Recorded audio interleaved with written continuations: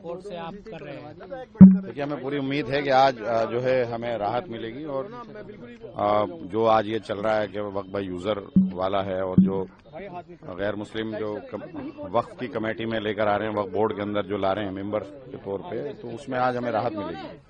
कल हमने देखा कि 3 जो अंतरिम आदेश थे, एक तरीके से 3 पॉइंट्स पर वो कोर्ट देता रुक गया था, लेकिन आज का वक्त मांगा है। आज सरकार के जो सॉलिसिटर जनरल है वो भी दलील देंगे अपनी?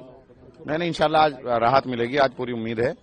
और जिस तरह से डीएम को इन्होंने सारी पावर दे दी है, बोर्ड से ऊपर डीएम को कर दिया है और डीएम सरकार के खिलाफ नहीं जा सकता किसी भी हालत में, तो वो कहीं ना कहीं वो है। और दूसरा वक्फ बाय यूजर वाला, क्योंकि 4 लाख से ज्यादा जो है आप प्रॉपर्टीज जो हैं वक्फ बाय यूजर के तौर पे जो है इस्तेमाल होती चली आई हैं और पहले से मस्जिद हैं, कब्रिस्तान हैं, दरगाहें हैं। और दूसरा जो वक्फ के अंदर वक्फ बोर्ड के जो मेंबर हैं उसके अंदर जो है वो आज उसमें पूरी उम्मीद है कि पूरी मदद मिलेगी।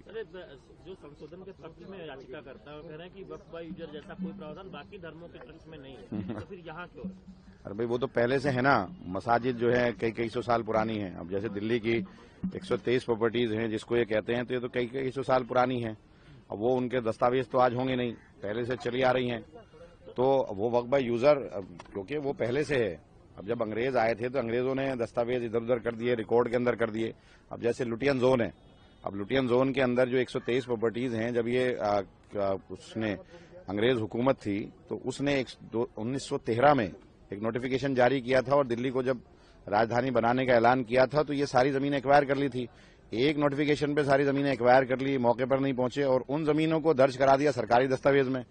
तो आज जो 123 प्रॉपर्टी है वो सबसे बड़ी मिसाल है कि उसमें से 62 प्रॉपर्टी जो है वो डीडीए के रिकॉर्ड में है और 61 प्रॉपर्टी जो है एलएनडीओ के रिकॉर्ड में है।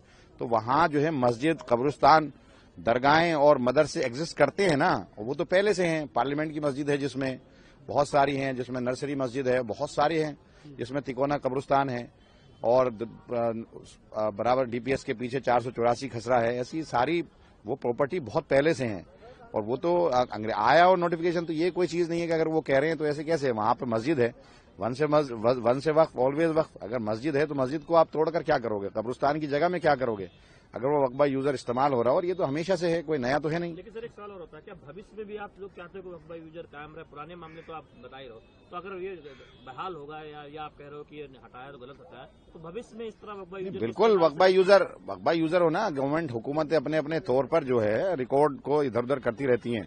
कोई भी प्रॉपर्टी एक्वायर की और रेवेन्यू रिकॉर्ड में गवर्नमेंट का आ गया तो क्या वो चीज थोड़ी ना खत्म हो जाएगी। जो वहां एग्जिस्ट करती है वो जिस पर्पज के लिए, अगर वो वक्फ अगर ये कब्रिस्तान के लिए यूज हो रहा है तो वो कब्रिस्तान है, मस्जिद के लिए यूज हो रहा है तो वो मस्जिद है, मदरसा, ईदगाह, ये सारी चीजें हैं। तो अगर वो है तो आप उसको क्यों बदलना चाहते हो, उसका नेचर क्यों बदलना चाहते हो? ठीक है।